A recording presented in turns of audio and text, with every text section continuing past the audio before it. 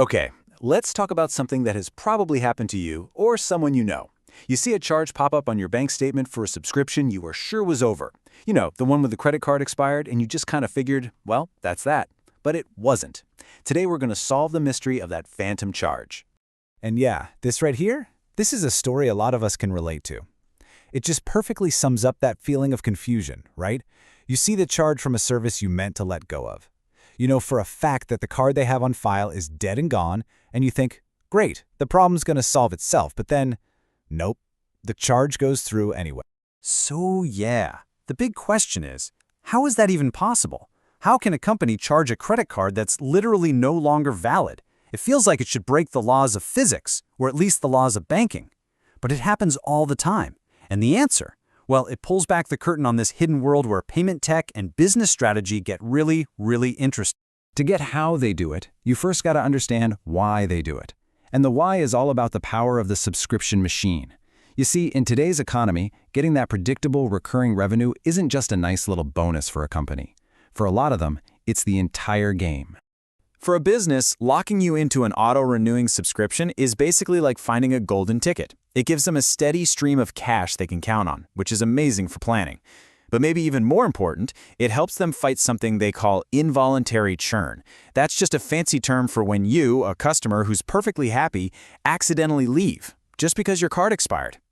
Preventing that is huge for them. It keeps their service feeling seamless and keeps their customer numbers looking healthy.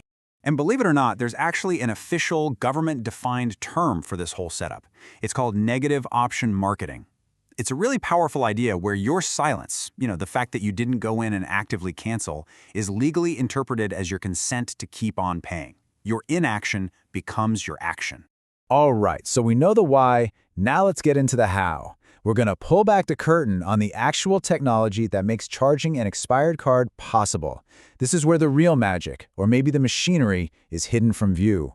So here's the secret weapon, the main piece of tech that makes this all happen. It's a service called an automatic account updater.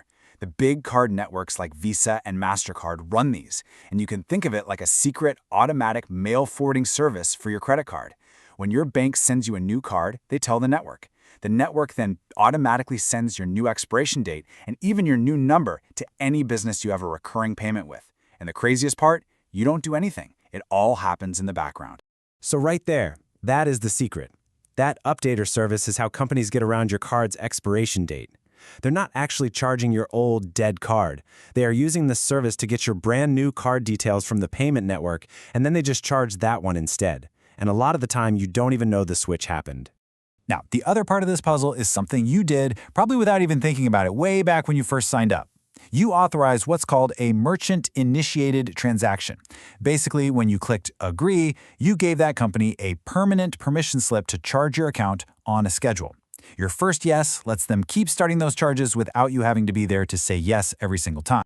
And you can see here, this really highlights the strategic choice businesses have to make. Credit cards are awesome for them because they're fast, but they have higher fees and a much bigger risk of churn because, well, cards expire. And that is exactly why they pay for those updater services. The other option is a direct bank transfer, what's called ACH. It's a bit slower, but it's way more stable because bank accounts almost never change. So it's this constant balancing act between the speed of a credit card and the rock-solid stability of a bank transfer. Okay, so we know how the system works, but what about you? What power do you have in all of this? Because even though this technology is pretty powerful, it's not a total free-for-all. There are rules of the game that businesses are supposed to be playing by. The good news is you are not powerless here. There are actual federal laws on the books, like the Restore Online Shoppers Confidence Act, that exists specifically to fight against shady practices in this whole world of negative option marketing. Their whole point is to put you, the consumer, back in control. And these laws basically boil down to 3 fundamental rights you have. First off, clear disclosure. The company has to spell out all the important stuff, like the cost and how to cancel, before you pay. Second, express consent. You have to actually agree to it yourself, like by clicking an empty checkbox. A box that's already checked for you, that doesn't count. And third, and this one is huge, easy cancellation. The law says that canceling the subscription has to be just as simple as it was to sign up in the first place. No clicking through 20 pages of a website maze. So this leaves us with a final question to think about. This whole subscription economy is built on these super smooth automated systems that are designed to keep you paying. But at the same time, we have these regulations designed to make sure that seamless doesn't turn into inescapable. So in this relationship, who really holds the power? Well, the answer might just depend on how well we understand and how willing we are to enforce the rules of the game.